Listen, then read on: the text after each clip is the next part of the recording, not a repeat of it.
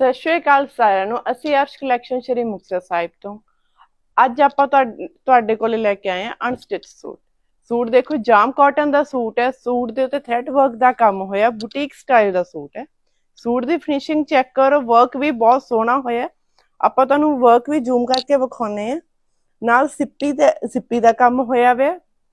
ਜਿਹੜਾ ਇਹਦੇ ਨਾਲ ਦੁਪੱਟਾ ਹੈਗਾ ਪਿਓਰ ਸ਼ਿਫੋਨ ਦਾ ਦੁਪੱਟਾ ਹੈਗਾ। ਦੁਪੱਟੇ ਦੇ 4 ਸਾਈਡਡ ਲੇਸ ਦਾ ਕੰਮ ਕੀਤਾ। ਜਿਵੇਂ ਅੱਜ ਕੱਲ ਮੇਰੀਆਂ ਭੈਣਾਂ ਕਹਿੰਦੀਆਂ ਕਿ ਅਸੀਂ ਬਿਨਾਂ ਲਾਈਨਿੰਗ ਤੋਂ ਸੂਟ ਲੈਣਾ, ਤੁਸੀਂ ਇਹ ਸੂਟ ਜਾਮ ਕਾਟਨ ਦਾ ਲੈ ਸਕਦੇ ਹੋ।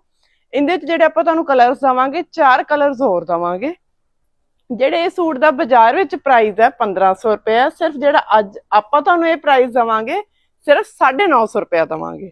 ਹਾਂਜੀ, ਜੇ ਤੁਸੀਂ ਇਹਨਾਂ ਸੂਟਾਂ ਨੂੰ ਖਰੀਦਣਾ ਚਾਹੁੰਦੇ ਹੋ ਤਾਂ ਸਾਡੇ ਅਰਸ਼ ਕਲੈਕਸ਼ਨ ਬੈਂਕ ਰੋਡ ਸ਼੍ਰੀ ਮੁਕਤਸਰ ਸਾਹਿਬ ਤੇ ਵਿਜ਼ਿਟ ਕਰੋ।